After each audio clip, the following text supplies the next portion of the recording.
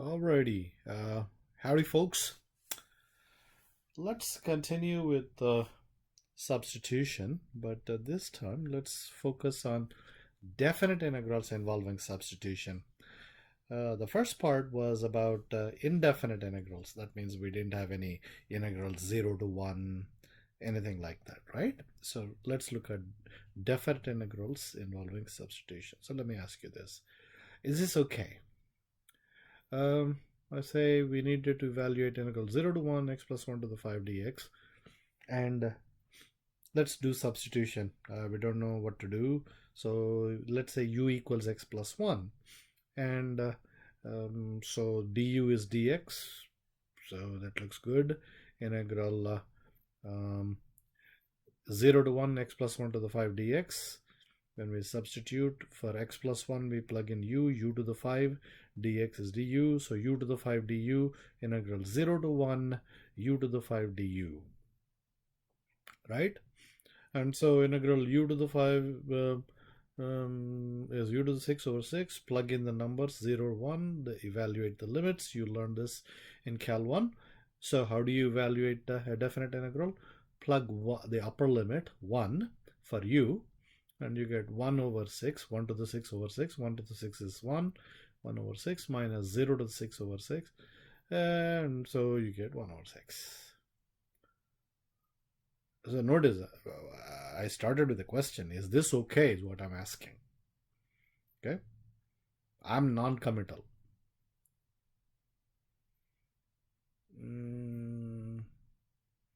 No, something is terribly wrong. What's wrong?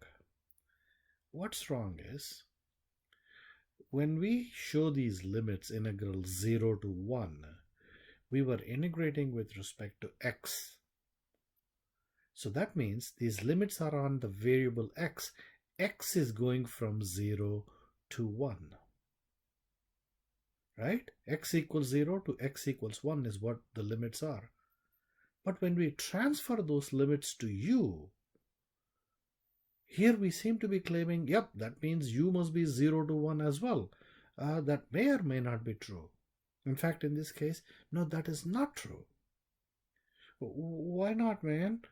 Well, the truth is, when x is equal to 0, the relationship between u and x plus 1 tells us that u must be 0 plus 1. I'm plugging in 0 for x. U equals 0 plus 1. So u must be equal to 1, corresponding to the lower limit x equal to 0. So this must be 1.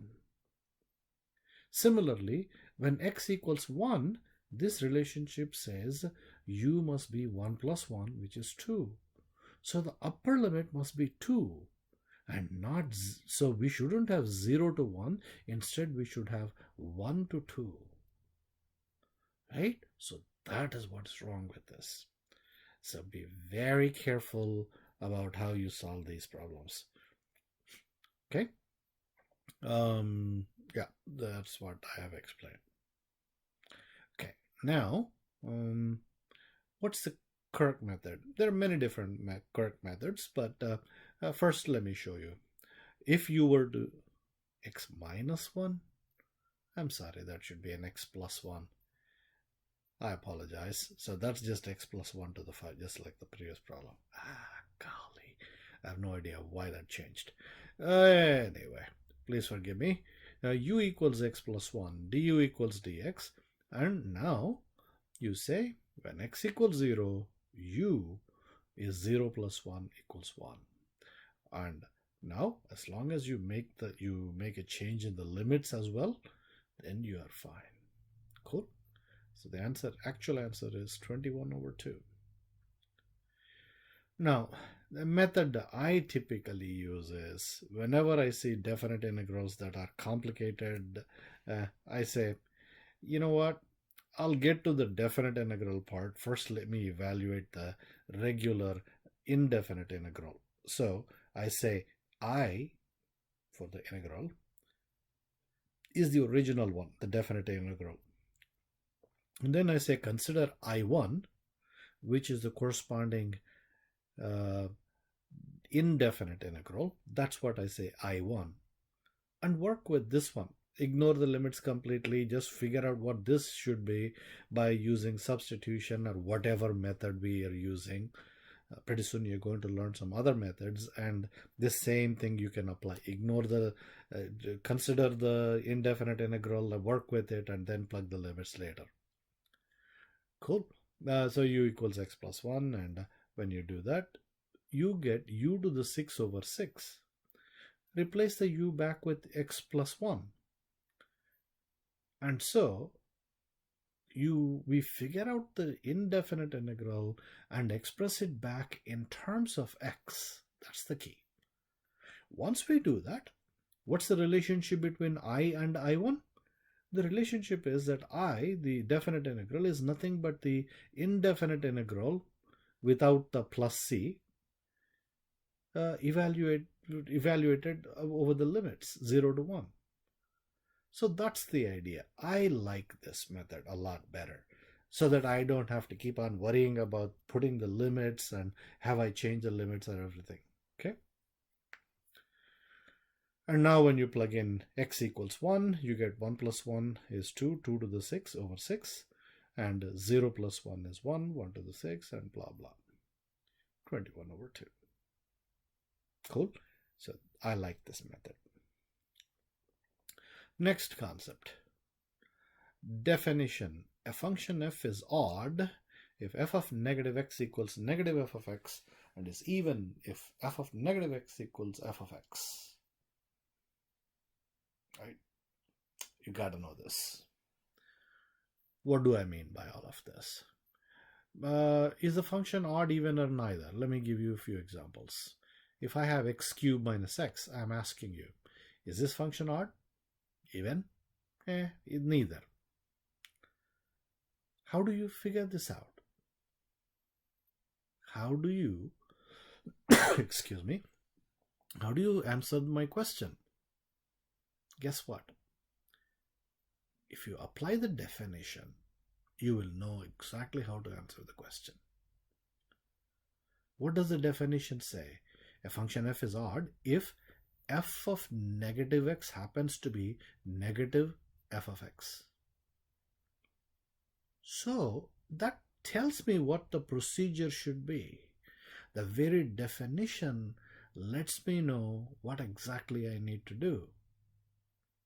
Would that make sense? Yes, it does. So this is saying, hey, you know f of x, right? Find f of negative x first. Can we do that?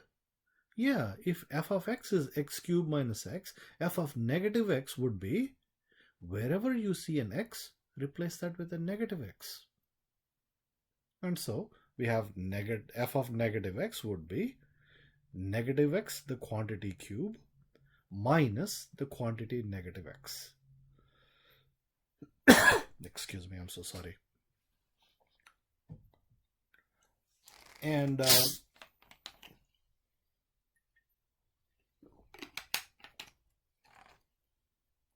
I'm sorry. I hope by taking a drink of water, I won't cough on you anymore. And let's get back. So negative x, the quantity cube, minus negative x. Can we simplify this? Negative cube is negative x cube. So this becomes negative x cubed plus x. So we certainly evaluated f of negative x. Is that negative f of x? Yeah, we could factor out a negative out of this one, right? And we get x cubed minus x. Is our original f of x x cubed minus x? Yep, it is. So guess what? This is negative f of x. So for this function, it turns out f of negative x is negative f of x, therefore function is odd. Does that make sense? Cool. Let's ask another one. How about x squared plus cosine x? Again, let's figure out what f of negative x is. F of negative x is negative x, the quantity square, plus cosine of negative x. Negative x, the quantity square, is x squared. cosine of what? Do you know anything about cosine of negative x? Cosine of negative x is also cosine of x. Okay. Boy. For the sake of time, I'll just say, trust me. There's a way to show that. No, I'm not going to waste time on that. Okay, x squared plus cosine x. Hey, wait a minute, that is f of x. So what happened? F of negative x in this case turned out to be f of x. So that means this function f, in our case x squared plus cosine x, is in fact even. Cool. And one more thing. What happens if you have product of an even function and an odd function, or even and all kinds of permutations like that? So one thing to say is, it helps to remember this way. Think of an even function as positive 1 and an odd function as negative 1. Okay. And now when I ask a question, what happens to odd function times odd function? Replace the odd function with the negative 1. Negative 1 times negative 1 is positive 1. But positive 1 is what? Even function. Yep. Guess what? Odd function times odd function is an even function. That's one way. Or formally, the way you can prove that is, since f is odd, that means f of negative x must be negative f of x, and work with it like that. Okay, I'm not going to do that. I'm just going to give you a rule of thumb. Analogous to negative 1 times negative 1 equals positive 1. Cool. Now apply that and see. Odd function times even function. Well, negative 1 times positive 1 is negative 1, which means must be odd function. Even times odd. Okay, the next is even times odd. Positive 1 times negative 1, negative 1. So that should be odd. Even times even. Positive 1 times positive 1 is positive 1, so that's even times even is even. Okay. One thing I haven't told you is, why in the world did I jump to talk about this stupid odd function and even function, right? Here is the idea. We do need all of this when it comes to evaluating some definite integrals. How? Let me talk about one more concept, and then I'll show you what I mean. Recall that the definite integral a to b f of x dx is the area under the curve of y equals f of x bounded by x equals a and x equals b, provided f of x is positive in the interval closed interval ab. Right? Even though I said in words big things, basically all I'm saying is, let's say y equals f of x is positive on the interval a to b. X equals a to x equals b. Then the integral a to b of f of x dx is nothing but the area under that curve. That's what you learned in Calculus 1.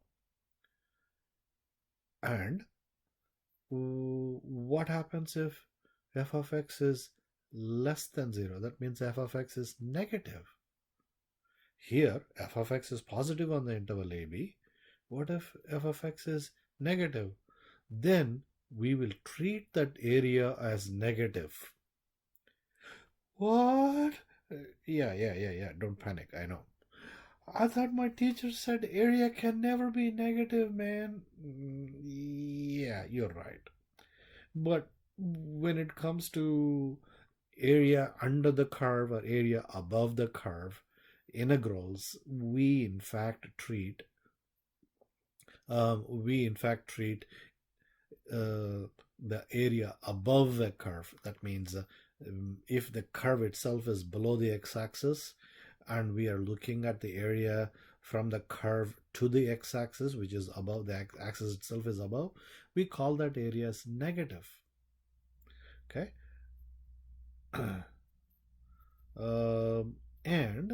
So that leads to an interesting scenario when f is an odd function. That means an odd function is, by the way, symmetric about the origin. Let me show you with a graph. Would just looking at this graph, would you say that this is actually an odd function?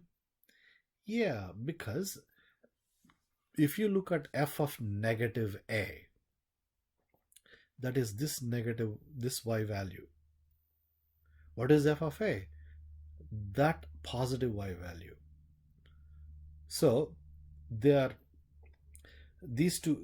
This is symmetric about the origin, and whatever is the value at negative a, whatever is the value at x equals a, is in fact the negative of the value at x equals negative a. Okay, so this is symmetric about the origin. And now what we have is a portion of the area is below the curve on the negative x-axis. This is below the curve, and this area is above the curve. Their magnitudes are the same. They have the same area, but one is below the curve and the other one is above the curve. Guess what? The one below is negative and this is positive. So when you add them up, you get 0 as the area between the curve and the x-axis, the total thing. What that means is the integral from negative a to a of f of x dx, if f is odd, the key is if f is odd, that area is just 0. That is a key to remember. All my trouble of explaining all of this is to be able to tell you that the area, the integral negative a to a of f of x dx is equal to 0 if f is odd. And we needed this because there are a couple of problems in your textbook that look like this. What's integral negative pi fourths to pi fourths x to the 4 sine x dx? If you didn't know this principle, you would look at this and go, okay, let me try to integrate x to the 4 sine x and then plug the limits. What's the big deal? Yep, that's generally a good idea. But the problem is, we don't know how to integrate x to the 4 times sine x. You try your substitution method. No, nothing's going to work. So, this is a pain. We cannot integrate it. But, wait a minute. X to the 4, is this odd or even? Just x to the 4. F of negative x is in fact equal to f of x. That means negative x, the quantity raised to 4, is positive x to the 4. So, x to the 4 is even, sine x is actually odd. So, even times odd, right? Even times odd. Go back to that analogy that I was talking about. Plus positive 1 times negative 1. Oh, that's negative 1. So, the product is actually an odd function. And we are integrating from negative a is pi fourths, negative pi fourths to positive pi fourths. Guess what? We don't even need to evaluate this integral. We just look at it and go, no dude, you are integrating an odd function from negative a to positive a. That's it. It doesn't matter what a is. Negative a to positive a, integral of a odd function is 0. End of the story. Cool. This is something that I wanted to drive home.